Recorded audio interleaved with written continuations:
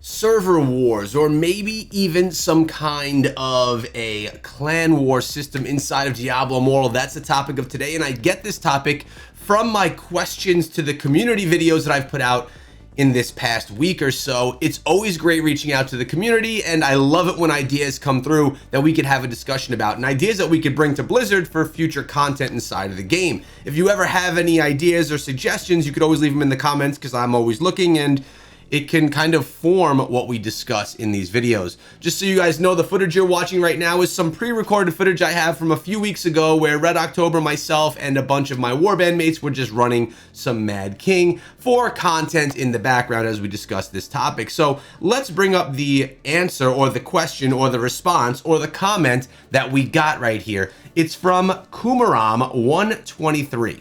So there's 3 suggestions here, and all of these suggestions remind me of a game that I used to play called Rise of Kingdoms. Now, Rise of Kingdoms, of course, is a very different game. It has nothing to do with action RPG. It's a strategy war game that's extremely brutal as far as monetization goes and the ability for you to lose everything that you build.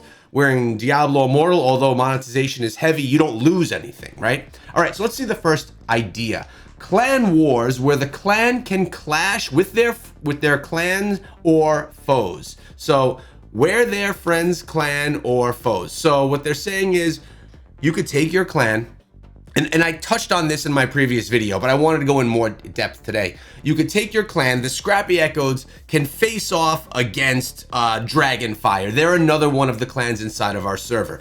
It wouldn't have to be anything that means Shadows versus Immortals. It could just be a friendly battle of your clan versus mine, and you could have an amazing system inside of Diablo Immortal with this. This could turn into completely tournament-based events, prize-based events. Now, I know in the past, Blizzard has said they're not interested in bringing Diablo Immortal into esports. Okay, that's fine. I'm a big proponent for esports myself. I've done a lot of casting with ESL for a bunch of mobile games, PUBG Mobile. I've done Clash of Clans, I've done Brawl Stars, and I love esports. But I understand if Blizzard doesn't want to go into the esports scene, and I respect that. That's okay if that's their choice.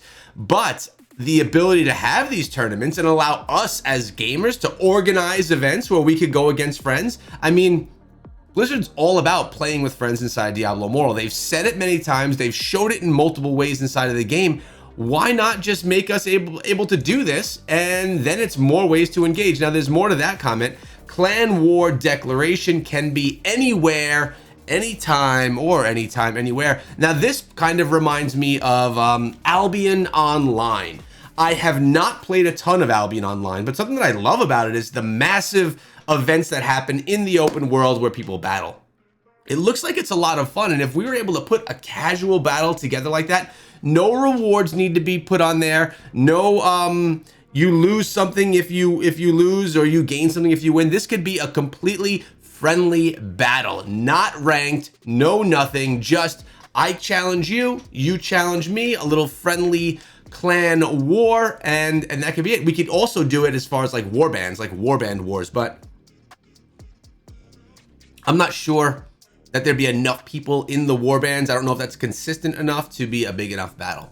Now, that was part 1, which I think is a great idea. A casual mechanic, a casual system to raid war on your friends, your opponents, or anyone you want to. All right, the next thing, I'd love to see 1v1 rank up PvP. So ranked PvP for 1v1. This is not a new comment. A lot of people have been saying 1v1, I want 1v1. This is how people go out and they flex. This is all about flexing their cash. It's about flexing their build. It's about flexing their character class that they have, right? 1v1 seems to be one of the most popular suggestions for PvP inside Diablo Immortal. For me, I probably wouldn't care as much about 1v1 as I would more enjoy like a 3v3 or a team deathmatch or a battle royale. Now, if we're talking about a 1v1, that would include your gear, your build, your money spent. And I get that. And it depends on how they can build it out.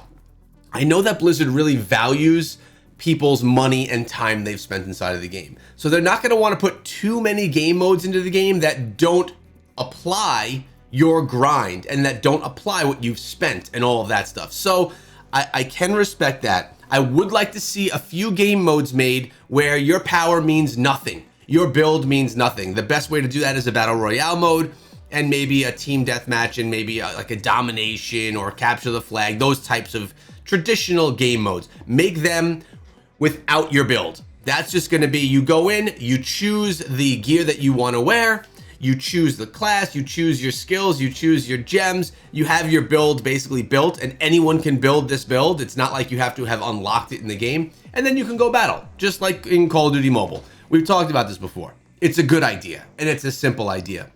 But then maybe 1v1 and the clan's wars could be where you obviously wear your gear. 1v1, you're going to be flexing your actual power. And in the other game modes where you don't have your gear and you could choose any gear that you want, you could flex your knowledge of builds as well as your skill inside of the game. I think that the key to success for PvP in Diablo Immortal, because I don't think it's successful right now, I think most people are unhappy with it, except for the people that are the huge whales that are winning all the time. I think this is the key.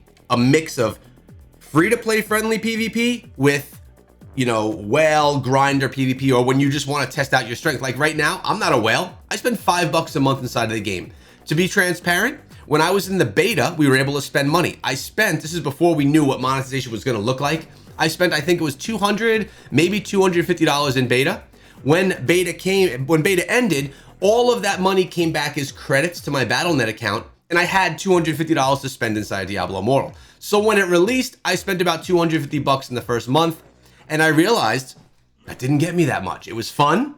I got the crests, I got a couple of legendary gems that I like, but it didn't get me as far as I wanted that money to get me. So I now only spend the $5 a month battle pass. And I don't buy skins because skins are still not cross-class. Until that happens, I will not be buying skins.